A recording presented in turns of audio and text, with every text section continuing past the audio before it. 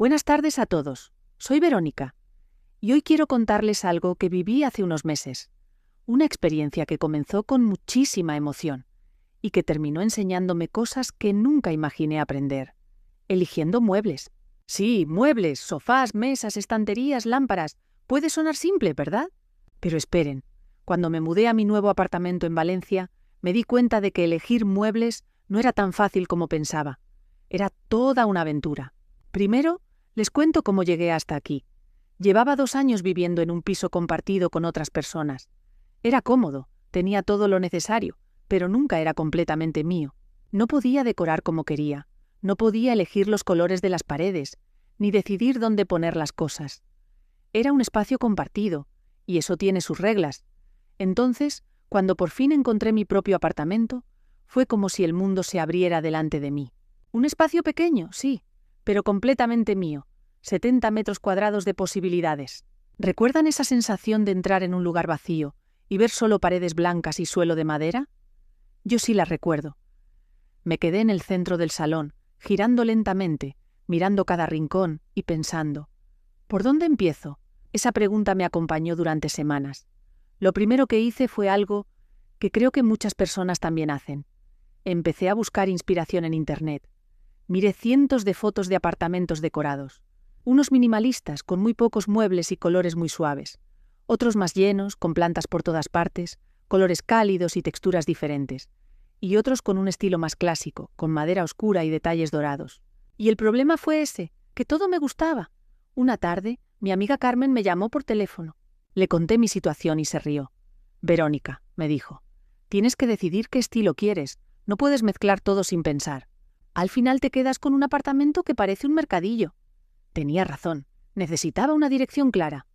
Así que me senté con un cuaderno, sí, uno de papel, y empecé a escribir. ¿Qué quería sentir cuando entrara a mi casa? ¿Calma? ¿Energía? ¿Calidez? ¿Elegancia? Después de pensar mucho, decidí que quería algo cálido y natural. Maderas claras, tonos beige y blanco, plantas verdes, luz natural. Un estilo que los diseñadores llaman nórdico mediterráneo. Una mezcla entre la sencillez del norte de Europa y la calidez del sur. Con esa idea en la cabeza, llegó el momento de ir a las tiendas. Y aquí empieza la parte más interesante de la historia. El primer sábado fui a una de las tiendas de muebles más grandes de Valencia. Una de esas tiendas enormes donde puedes pasar horas caminando entre habitaciones decoradas.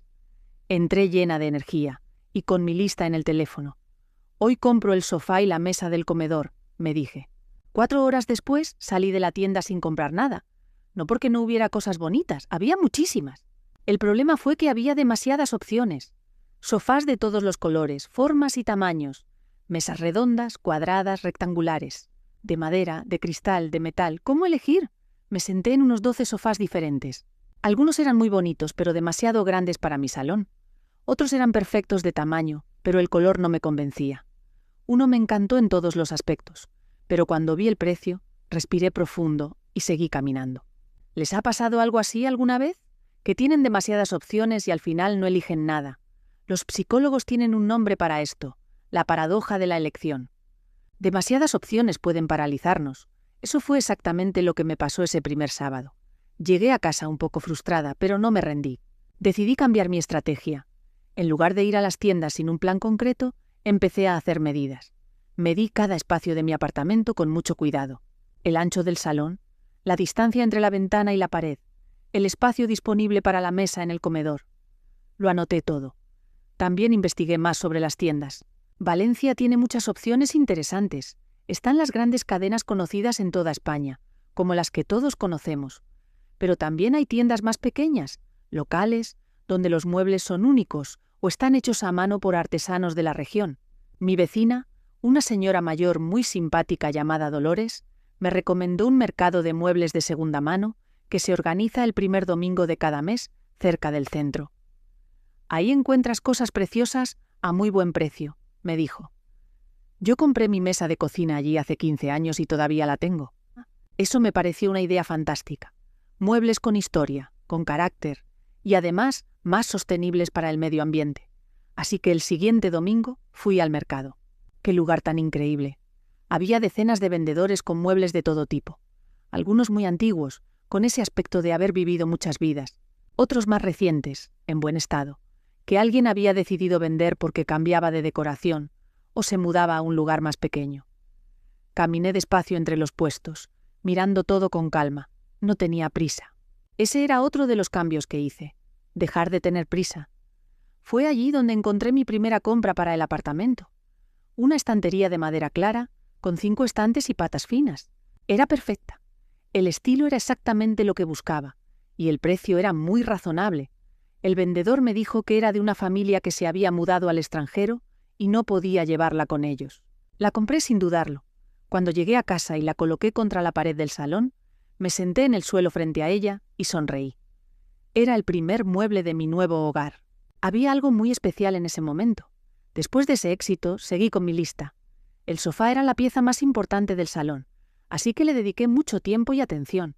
Esta vez, en lugar de ir a varias tiendas el mismo día, fui a una sola tienda por visita. Así podía concentrarme mejor y no confundirme con demasiadas opciones. En mi segunda tienda, encontré un sofá que me gustó mucho. Era de un color gris claro, con cojines anchos y cómodos. El tamaño era perfecto para mi salón, y el precio estaba dentro de mi presupuesto. Pero antes de comprarlo, hice algo que aprendí de un vídeo sobre decoración. Traje una foto del espacio donde iba a ponerlo y una muestra del color de las paredes. Así podía ver si combinaba bien. El vendedor fue muy amable y paciente. Me explicó los diferentes tipos de tela disponibles, cuáles eran más fáciles de limpiar, cuáles duraban más.